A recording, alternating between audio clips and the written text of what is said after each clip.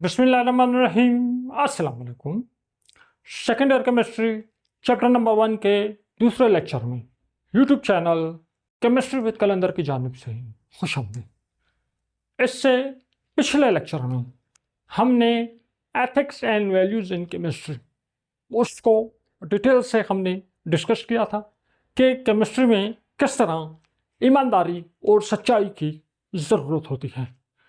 आज जो है हम अगला टॉपिक वो डिस्कस करेंगे जो है cognitive biases and fallacies in chemistry. अब पीछे जो ethics and values in chemistry पढ़ी थी उस पूरे लेक्चर के खुलासा 2 लाइन में मैं करूँगा। तो आपकी टेक्स्ट बुक जो है उसका एक पेज में शेयर करता हूँ आपके साथ।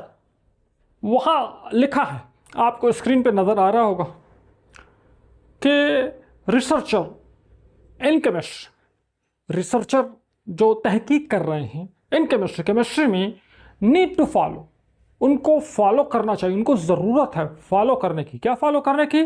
द रूल्स, कवानीन ऑफ ट्रुथफुलनेस, सच्चाई के, and openers in their work and writing. सच्चाई के और कुशादगी के कवानीन को फॉलो करना चाहिए अपने काम में और अपनी राइटिंग में, यानी आप जो लिखते हैं उसमें ये करना चाहिए। तो आज जो है, आज के लेक्चर में हम डिस्कस करेंगे कि गलती जो है कहाँ होती है, कहाँ गलती होती है, कहाँ वो गलत फैसला कहाँ होता है।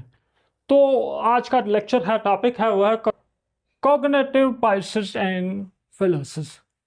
कॉग्निटिव बायसेस हम कह सकते हैं किसी चीज़ के इल्मी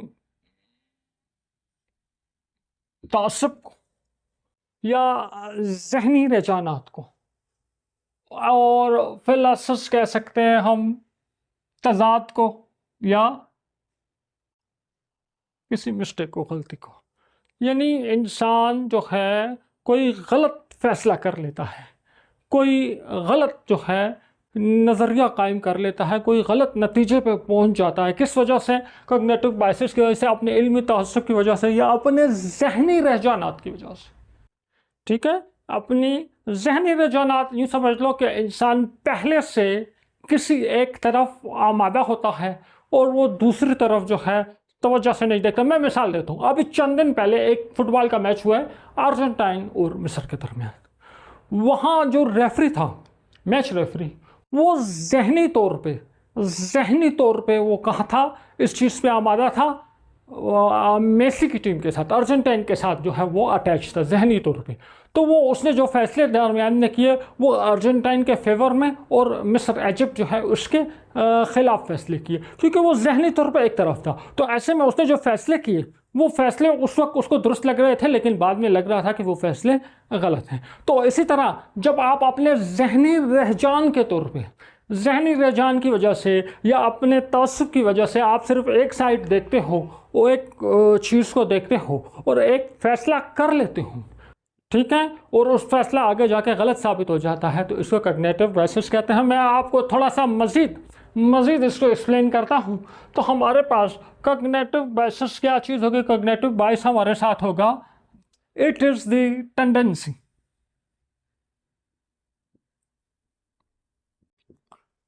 to make a decision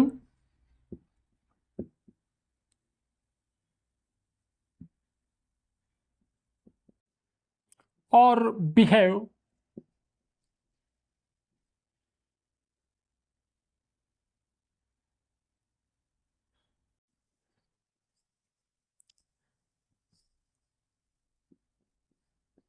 illogically। ये cognitive bias, it is a tendency to make a decision or behave illogically। Why? Because of our social pressure, because of our personal characteristics, because of our mind memory। This is called cognitive bias. यानी ये वो सलाहियत है जो हमसे फैसला करवाती है या हमसे बिहेव करवाती है गलत, इलॉजिकली, ऐसा करवा लेती है जो बाद में लॉजिकली लॉजिकली जो सही साबित नहीं हो सकता, यानी हम एक बात कह देते हैं लेकिन बाद में एक्सपेरिमेंटल जो है हम वो बात कह देते हैं, वो बात हमें सही लगती है, लेकिन बाद में एक्सपेरिमेंटल वो बात जो है वो सही नहीं होती। हम ये लॉजिकली बात क्यों कह देते हैं कि हमारे मेमोरी में होता है या हमारा सोशल प्रेशर होता है या किसी वजह से, इसको कॉग्निटिव बायस कहते हैं। और ये बहुत मुख्तलिफ इसकी टाइप्स होती हैं, आगे हम डिटेल में डिस्कस करेंगे। और लॉजिकल फैलेसिस क्या होते हैं, इसको हम कह सकते हैं it is a flawed ways we construct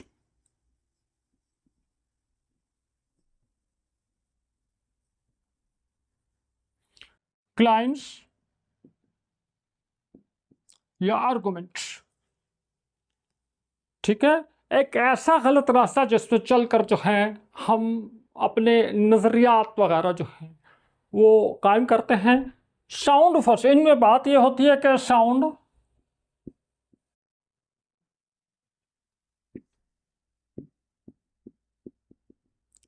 convincing first and after the logical reasoning, logical results, these are refuted।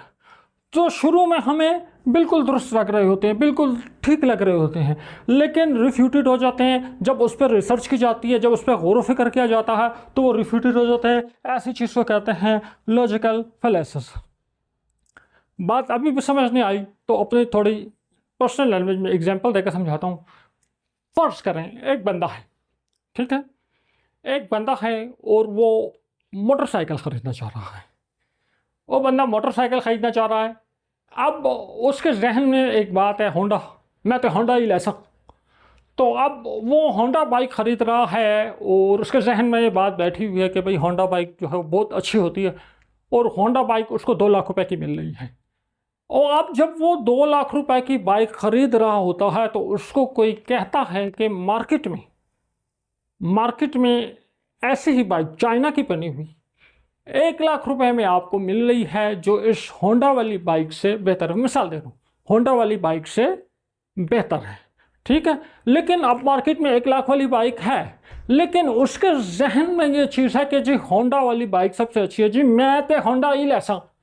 तो और वो जाके होंडा बाइक ले लेता है। तो ये क्या चीज़ है, ये कॉग्निटिव बायसेस है। कॉग्निटिव बायस है, उसकी सलाहियत जो है, उसकी सलाहियत ख़त्म हो चुकी है कि वो अच्छा फ़ैसला कर सके, क्योंकि उसने जहन बना लिया कि होंडा बाइक सबसे अच्छी है, वो जाके होंडा बाइक ले लेता है। या एक और लड़का है, उसको सैमसंग का मोबाइल बहुत पसंद है।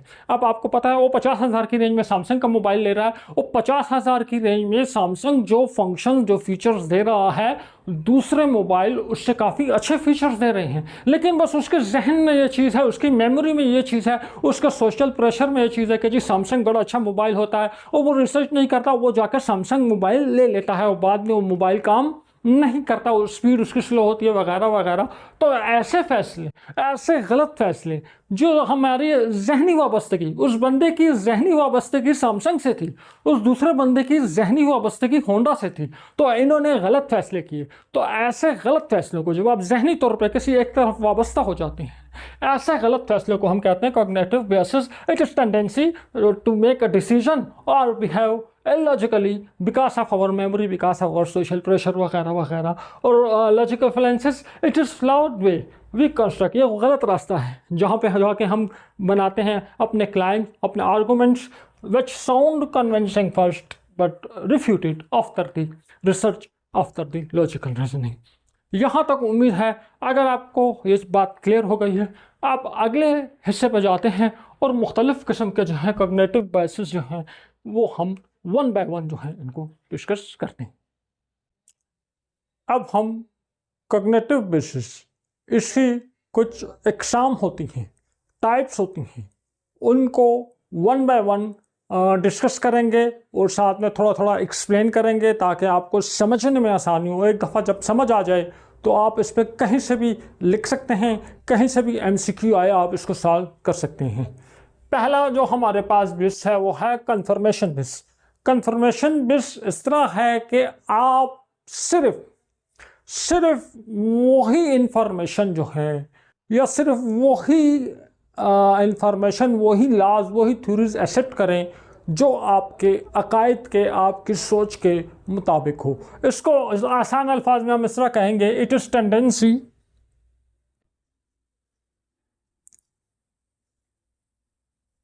Tendency to process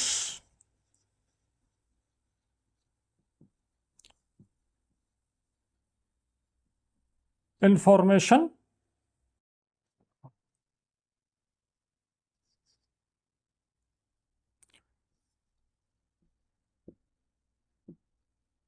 consistent with their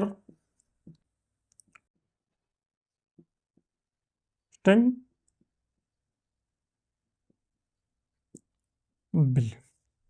It is a tendency to process information by research or by interpreting data, which information which is consistent with their existing beliefs.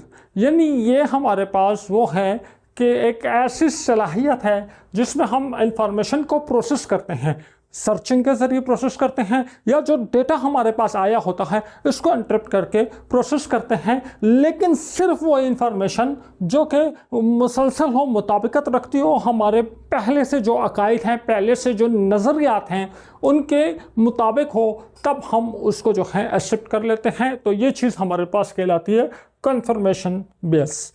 अब कन्फर्मेशन बेस की मैं आपको आसान सी मिसाल देता हूँ कि एक तालिब इल्म है और वो कहता है कि वो बच्चे जो रात को जाग कर पढ़ते हैं, जो रात को जाग के पढ़ते हैं, उनके मार्क्स अच्छे आते हैं। सारी रात जाग के पढ़ते हैं, उनके मार्क्स अच्छे आते हैं। तो वो इस चीज़ में उन 10 बच्चों को देख लेता है जो सारी रात जाग के पढ़ रहे थे, लेकिन वो उन 20 बच्चों को नहीं देखता जो दिन के वक्त, जो रात को सोते थे, दिन के वक्त पढ़ते थे, उनके भी अच्छे मार्क्स आए हैं, वो उनको नहीं देख रहा। या मैं एक साइंसदान हूँ, मैंने ये एक दवा बनाई है और मैं कहता हूँ ये दवा बहुत अच्छी है, और जिन लोगों पे इस दवा के अच्छे असरात आए हैं मैं उनका डेटा ले रहा हूँ, उनकी राय ले रहा हूँ, और जिन लोगों पे इन दवा के असरात अच्छे नहीं आए हैं मैं उनकी तरफ बिल्कुल नहीं देख रहा, क्योंकि मेरे जहन में पहले से है कि ये एक अच्छी दवा है। तो ऐसी चीज़ को जो है, जो पहले से मेरे नज़रियात के मुताबिक हो, उसी चीज़ को आगे ले जाएं, इसको हम कहते हैं कन्फर्मेशन बेस। दूसरी हमारे पास है हैस्टी जनरलाइजेशन। ये एक ऐसी बेस है जिसमें आप बहुत कम सबूतों की बुनियाद पे या बहुत कम नताइज की बुनियाद पे कोई नतीजा, कोई जो है वो अखज़ कर लेते हैं। इसको हम कहेंगे the claim made on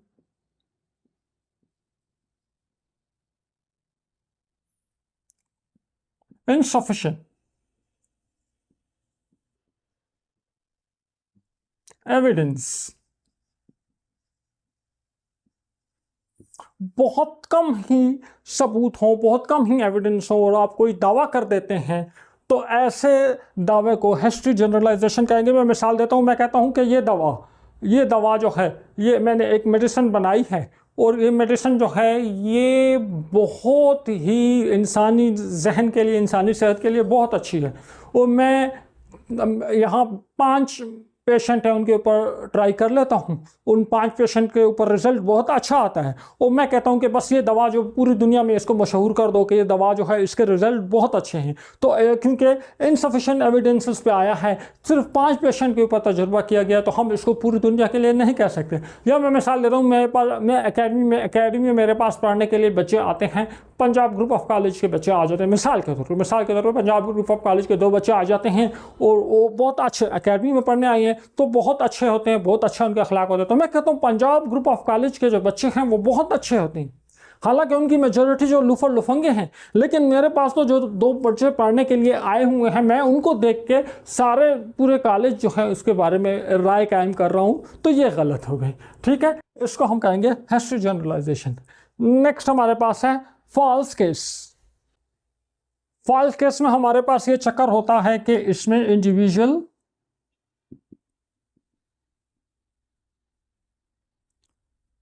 wrongly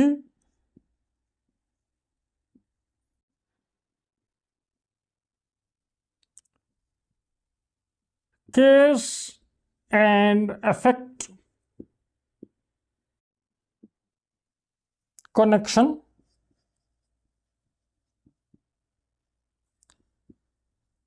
between two objects. It is in this individual wrongly believing cause and effect connection between two objects. यानी मैं आपको सिंपल मिसालों से बताता हूँ कि इस तरह हुआ कि कोई एक वाक़या हुआ और उसके बाद दूसरा वाक़या हुआ, एक वाक़या हुआ और उसके बाद दूसरा वाक़या हुआ। जो दूसरा वाक़या हुआ हम कह रहे हैं कि वो वाक़या पहला एक इवेंट हुआ फिर दूसरा इवेंट हुआ। जो दूसरा इवेंट हुआ वो पहले इवेंट की वजह से हुआ है, क्योंकि अगर पहला इवेंट ना होता तो दूसरा इवेंट ना होता। ऐसी कोई मिसाल है। चलो मैं आपको मिसाल देता हूँ। मेरे पास एक खेत है, ठीक है, मेरे पास एक खेत है, मैं उसमें फर्टिलाइज़र खाद डाल देता हूँ। खेत में जब मैं खाद डाल देता हूँ तो मेरी फसल बहुत अच्छी हो जाती। मेरा एक इवेंट उसमें खेत में खाद डालना था और दूसरा इवेंट अच्छी फसल निकल आना था। तो अब मैं कह देता हूँ जी मैंने खेत में खाद डाली है, इस वजह से मेरी फसल अच्छी हो गई। तो ये बात गलत है। फसल अच्छी होने के और फैक्टर्स भी हैं। सॉइल है, फर्टिलाइज़र के अलावा सॉइल हो गया, वाटर हो गया, हवा में नमी हो गई, एटमॉस्फेयर हो गया, ये रेन्स हो गई, ये सारे फैक्टर्स हैं। तो उन सारे फैक्टर्स को मैं नज़रअंदाज कर रहा हूँ और मैं कह रहा हूँ कि जी मैंने फर्टिलाइज़र डाला था और इस वजह से जो है ये फसल अच्छी हो गई। तो ऐसी चीज़ को हम कहते हैं फॉल्स केस, यानी wrongly believe case and effect, कि एक केस हुआ इसकी वजह से जो इफेक्ट हो गया, तो बस ये जो केस हुआ इसकी वजह से ये इफेक्ट हुआ, और जो फैक्टर्स हैं उन पर नज़र नहीं डाल रहे, तो इसको हम फॉल्स केस कहते हैं। उससे अगली जो चीज़ है वो है स्ट्रॉमैन फैलेंसी। इस फैलेंसी में इस तरह होता है कि हम सबसे पहले क्या करते हैं, डिस्टॉर्ट अनदर क्लेम। दूसरे बंदे का कोई दावा होता है, उसको तोड़ मोड़ दिया जाता है सियाको सबाक से, उसमें से कोई एक पॉइंट निकाल दिया जाता है, उसको सियाको सबाक से हटा दिया जाता है और उसके बाद क्या किया जाता है, अटैक ऑन डिस्टॉर्टेड वर्जन, और उस पर डिस्टॉर्टेड वर्जन के ऊपर अटैक कर दिया जाता है, उस पर तनकीद की जाती है। मिसाल के तौर पे अगर एक बंदा कह रहा है कि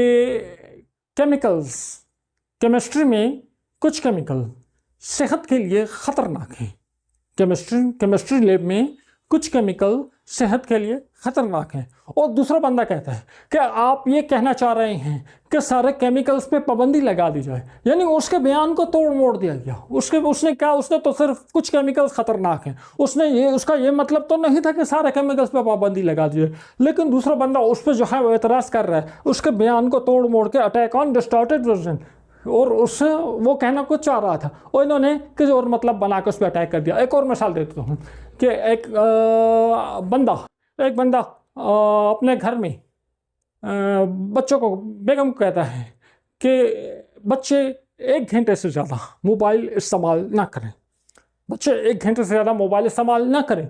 तो बेगम आगे से झगड़ा करने लगती है कि आप चाहते हैं कि बच्चे मोबाइल ही इस्तेमाल ना करें, जब वो कह रहा है बच्चे 1 घंटे से ज़्यादा टीवी ना देखें। तो बेगम कहती है कि आप चाहते हैं कि बच्चे टीवी ही ना देखें, हालांकि उसने सिर्फ कहा कि 1 घंटे तक देखो, 1 घंटे से ज़्यादा मत देखो। लेकिन बेगम ने उसकी बात को तोड़ मोड़ के कुछ इस तरह बना दिया कि आप ये चाह रहे हैं कि मेरे बच्चे बिल्कुल टीवी ही ना देखें, यानी उसको कुछ अलग रंग देके कह दिया।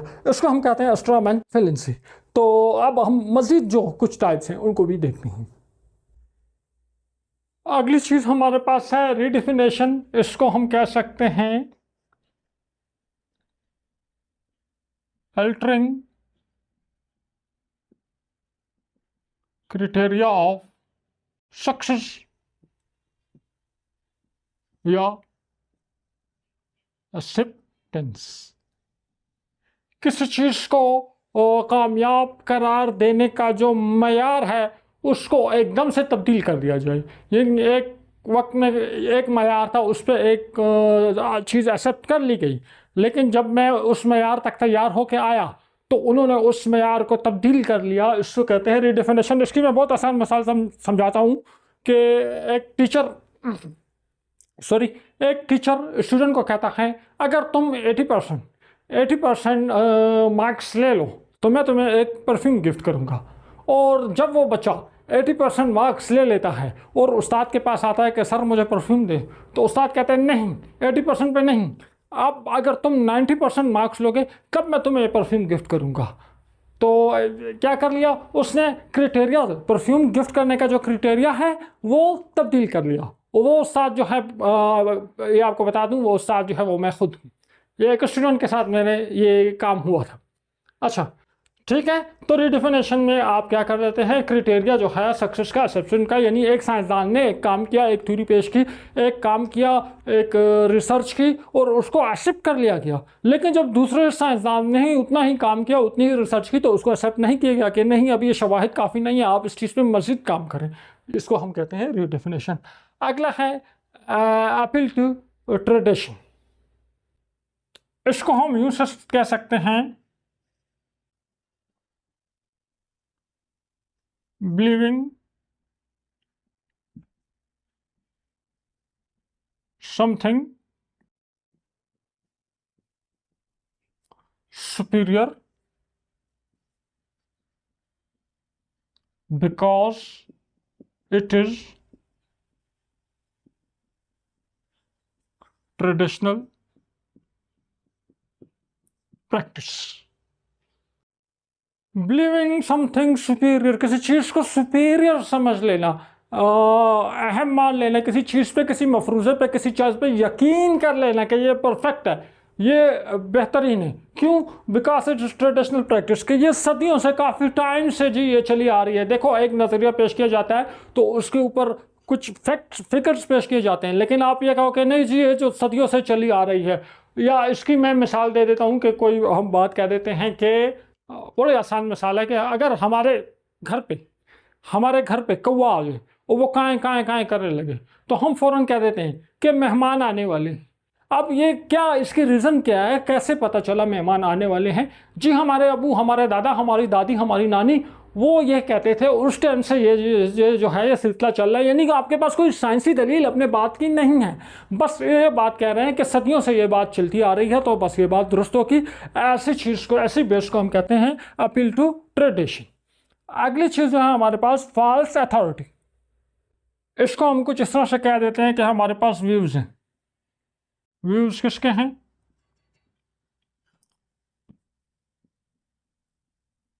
Well known authority. Well known authority कहाँ की अथॉरिटी है? वन फील्ड की। एक फील्ड है, उसकी वेल नोन अथॉरिटी है, उसके व्यूज़ हैं, इनको क्या किया जाएगा? शुड बी फॉलो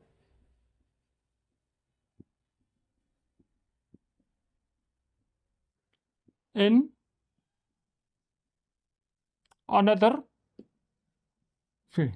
यानी एक वेल नोन अथॉरिटी है एक फील्ड की, उसके जो व्यूज़ हैं उसको फॉलो किया जाए अनदर फील्ड में, ऐसे बेस को हम कहते हैं फॉल्स अथॉरिटी। फॉर एग्जांपल एक खिलाड़ी, एक क्रिकेट का या फुटबॉल का खिलाड़ी आपको कह रहा है कि जी आप ये दवाई इस्तेमाल करो, ये जोड़ों के दर्द के लिए, ये गुर्दों के दर्द के लिए ये बहुत बेहतरीन दवाई है, वो आपको दवाई लिख कर दे रहा है। तो वो खिलाड़ी है, तो उस, ठीक है, जब मैं मिसाल देता हूँ शुएब अख्तर। अब शुएब अख्तर जो है वो क्रिकेट का जो है, उसको क्रिकेट पे बहुत समझ है, वो क्रिकेट पे बहुत अच्छे तजज़िया दे सकता है, लेकिन उसकी व्यूज़ को हम मेडिकल में ले लें या शुएब अख्तर से दवाई लिखवाना शुरू कर दें, तो फिर मेडिकल फील्ड में जो शुएब अख्तर अपनी फील्ड का माहिर है, मेडिकल फील्ड में जब वो राय देगा तो वो राय उतनी माहिराना नहीं होगी। तो यहाँ ये कह देते हैं कि well known authority of one field की वेल नोन अथॉरिटी है और उसको फॉलो करना शुरू कर दे दूसरी फील्ड में भी, तो ऐसी चीज़ को हम कहेंगे फॉल्स अथॉरिटी। नेक्स्ट हमारे पास है falling come razor.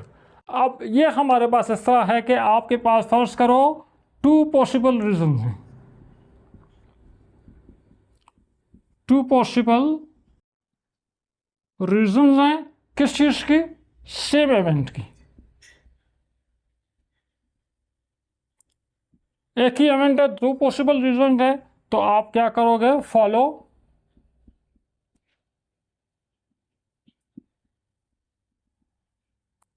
Straight forward,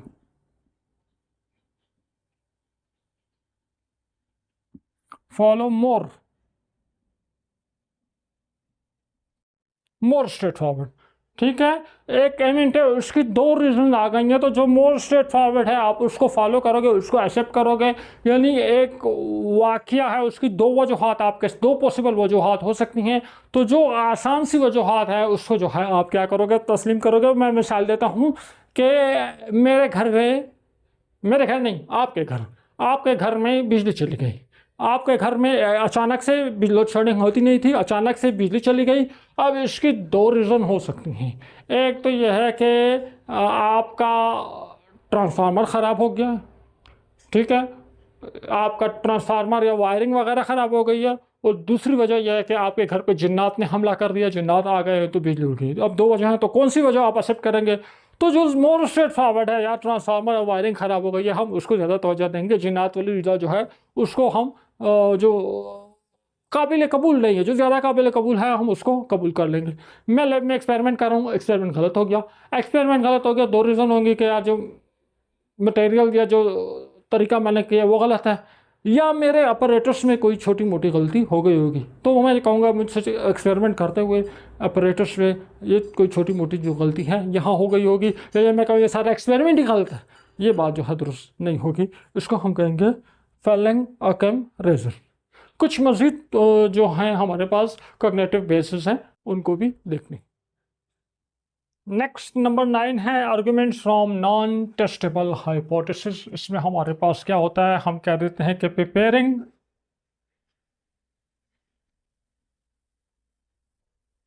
hypothesis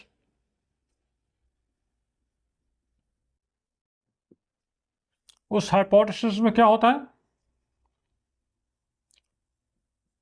can not be verify. एक ऐसा हाइपोथेसिस, एक ऐसा नज़रिया होता है जिसको वेरीफाई नहीं किया जा सकता, जिसको वेरीफाई करना मुमकिन नहीं होता।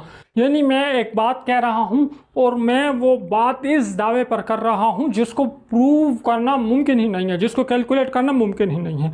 मिसाल देता हूँ, मेरे पास एक गिलास पानी है, एक गिलास में पानी है और उस पानी का कलर एकदम नीला हो गया, पानी का कलर नीला हो गया।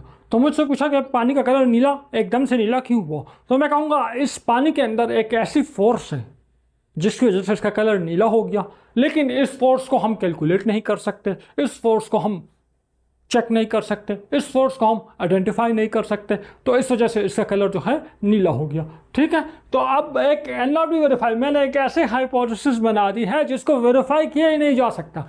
तो ऐसा जो हमारे पास होगा इसको हम कहेंगे argument from non testable hypothesis. ये भी हमारे पास कॉग्निटिव बेस जो है कहलाएगा, कॉग्निटिव बेसिस की एक किस्म कहलाएगी। उससे नेक्स्ट हमारे पास है बेगिंग द क्वेश्चन। इसको हम कह देंगे कि ये हमारे पास है सर्कुलर आर्गुमेंट्स।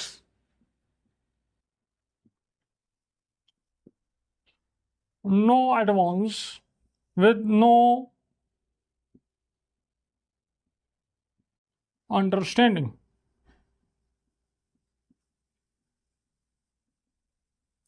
सर्कुलर आर्गुमेंट्स यानी आपसे एक सवाल पूछा जाता है, ठीक है, और आप उस सवाल का जवाब देते हैं, लेकिन उस जवाब में फिर एक ऐसा सवाल होता है जो आपको वापस पहले सवाल की तरफ ले आता है। तो वो बात जो है वो बार बार घूमती रहती है, कुछ में कोई एडवांस अंडरस्टैंडिंग नहीं होती। इसकी बहुत आसान मिसाल है कि एक बंदे ने एक बच्चे को कहा, बेटा तुम्हारा घर कहाँ है? तो वो बच्चा कहता है मेरा घर मस्जिद के सामने है। अब यहाँ तक तो बात बच्चा कह रहा है कि उसका घर मस्जिद के सामने है, इतना तो क्लियर हो गया, लेकिन बच्चे का घर अभी भी पता नहीं चला कहाँ है, कह रहा है मस्जिद के सामने। तो फिर बच्चे से क्या पूछेंगे, अच्छा बेटा मस्जिद कहाँ है? बच्चे ने अपने घर का एड्रेस बताया, लेकिन अभी अब तक उसके घर का एड्रेस पता नहीं चला। तो हमने कहा अच्छा बेटा मस्जिद कहाँ है? तो बच्चा कहता है मस्जिद मेरे घर के सामने। तो नहीं, वो सर्कुलर आर्गुमेंट हो गया, बच्चे का घर मस्जिद के सामने, और जब मस्जिद का एड्रेस पूछे तो हम वापस बच्चे के घर के पास पहुंच गए। तो ये चीज़ हो रही होती है कि नो एडवांस अंडरस्टैंडिंग, तो इसमें कोई अंडरस्टैंडिंग नहीं होती। इसकी एक और मिसाल देता हूँ कि ये एक मेडिसिन है, मैं कहता हूं कि ये मेडिसिन सेहत के लिए बहुत मुफीद है। ये मेडिसिन मार्कर है, आप समझो मेडिसिन है, ठीक, जस्ट इमेजिन। ये मेडिसिन सेहत के लिए बहुत मुफीद है। क्यों? क्योंकि इसके कोई साइड इफेक्ट नहीं, ठीक है। या ये मेडिसिन सेहत के लिए बहुत मुफीद है क्योंकि इसके कोई मुज़र सेहत असरात नहीं। इसके मुज़र सेहत असरात क्यों नहीं है? क्योंकि यह सेहत के लिए मुफीद है। अब वही बात आ रही है, ये मेडिसिन सेहत के लिए मुफीद है तो क्यों मुफीद है भाई? ये सेहत पे क्या असरात दे रही है? तो इसके जवाब देने की बजाय आप कह रहे हो इसके साइड इफ़ेक्ट्स नहीं है, ये बहुत अच्छी है। तो बात तो वही आ गई ना, साइड इफ़ेक्ट क्यों नहीं है? तो सेहत पे साइड इफ़ेक्ट क्यों नहीं है, ये क्या वजह है? तो वजह नहीं बताई जा रही, जवाब में कोई और बात दी जा रही है। तो ऐसी चीज़ को हम कहते हैं बैकिंग द क्वेश्चन। उसके बाद है द फेलेसी ऑफ एक्सक्लूजन। इसको हम कह देते हैं एक्सक्लूडिंग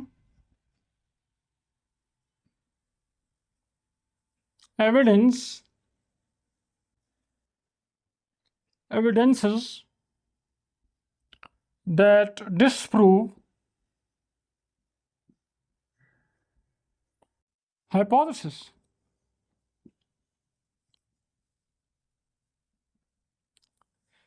कि अपनी बात को सच साबित करने के लिए मैं उन एविडेंसेस जो हैं उसको एक्सक्लूड कर दूं, उन नताइज को निकाल दूं जो मेरी हाइपोथेसिस को गलत साबित कर रहे हैं। इसकी मिसाल इस तरह है, वही बात है कि ये दवाई है, ये सेहत के लिए बहुत अच्छी है। क्यों? कि मैंने 5 बंदों पर टेस्ट की है तो उसका रिज़ल्ट बहुत अच्छा आया, लेकिन जब मैंने 10 और बंदों पर टेस्ट की तो रिज़ल्ट अच्छा नहीं आया। तो वो जो 10 बंदों पर मैंने टेस्ट की है रिज़ल्ट अच्छा नहीं आया, वो रिज़ल्ट मैं छुपा दूँ। ये मेडिसिन मैं लोगों पर टेस्ट कर रहा हूँ, जिसका रिजल्ट अच्छा आ रहा है उसको मैं अपने रिकॉर्ड में ला रहा हूँ, और जिसके ऊपर रिजल्ट अच्छा नहीं आ रहा उसको मैं अपने रिकॉर्ड में नहीं ला रहा हूँ। तो ऐसे एविडेंस जो एक्सक्लूड किए जा रहे हैं जो मेरी हाइपोथेसिस को गलत साबित कर रहे हैं। मेरी हाइपोथेसिस है कि ये दवाई सेहत के लिए बहुत मुफीद है, तो इस चीज़ को हम कहते हैं फेलेसी ऑफ एक्सक्लूजन। उसके बाद अगली चीज़ हमारे पास है फॉल्टी एनालॉजी। इसमें मैं अपनी बात आपको समझाता हूं। हम दे लेते हैं 2 ऑब्जेक्ट्स।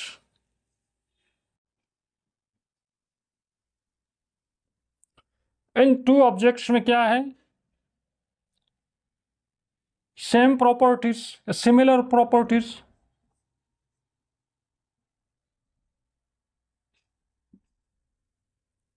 इन वन एस्पेक्ट या in one case must be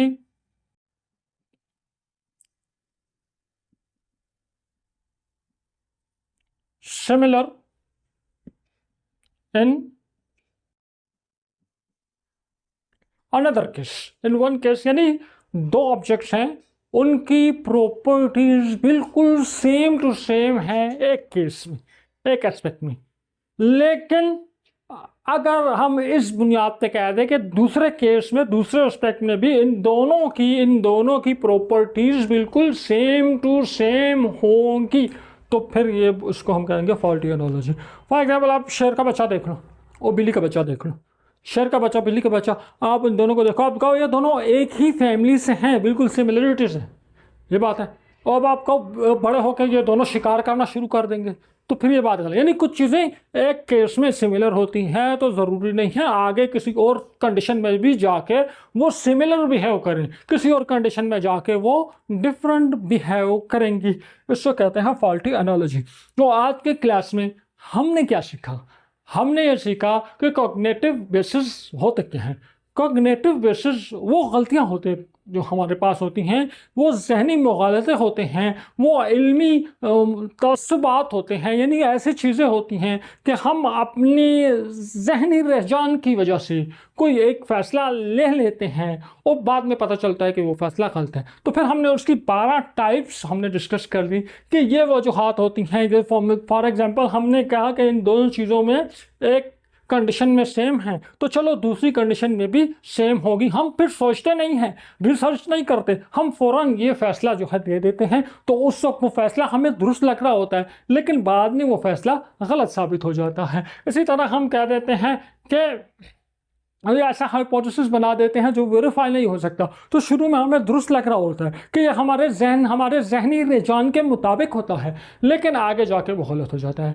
तो ये 12 अभी इसमें जो इम्पोर्टेंट चीज़ है वो इस तरह है, वो MCQ है कि आपको एक जो है नाम लिखा होगा फॉल्टी एनोलॉजी, नीचे 4 डेफिनेशन लिखी होंगी और आपने उसमें से कोई एक डेफिनेशन पिक करनी होगी। तो उस लेवल तक आपको समझाने के लिए मेरा मकसद ये नहीं है कि भाई ये 4 सवाल कर लो पेपर पास, 6 सवाल कर लो पेपर पास। मैं इस मकसद के लिए समझा रहा हूँ कि आपका कॉन्सेप्ट इतना क्लियर हो जाए, आपको कॉलेज में, आपको अकेडमी जाने की ज़रूरत ना हो, कॉलेज में बहुत अच्छी समझ आ जाए और एंट्री टेस्ट के लिए जब आप जाएं तो MCQ पे आपका कॉन्सेप्ट इतना ज़्यादा स्ट्रांग हो कि आप आसानी से, आपको एंट्री टेस्ट के लिए अकेडमी जाने की ज़रूरत ना हो, आप सिर्फ हो घर में बैठ के प्रैक्टिस करके जो है तैयार हो सके। तो ये मेरा मकसद है। तो इस हवाले से आज का लेक्चर हमने तैयार कर लिया है। इसमें कुछ कमियां भी होंगी, कुछ खामियां भी होंगी, वो आपने मुझे कमेंट सेक्शन में बताना है। मेरा व्हाट्सएप नंबर मैं यहाँ दे दूंगा, आपने व्हाट्सएप पर रब्ता करके अपना फीडबैक जो है वो मुझे देना है। अगले लेक्चर में इंशाल्लाह अगले टॉपिक के साथ दोबारा आपकी खिदमत में हाजिर होंगे। ये तजुर्बाती बेस पे मैं लेक्चर्स बना रहा हूँ, तो आपने कमेंट सेक्शन में मुझे बताना है कि क्या इस सिलसिले को जारी रखना चाहिए या नहीं। तो आपकी सपोर्ट मिलती रहेगी तो ये सिलसिला आगे जाता रहेगा, वरना ये सिलसिला रुक जाएगा। नेक्स्ट लेक्चर में मुलाकात होगी, अपना ख्याल रखिएगा। अल्लाह हाफ़िज़।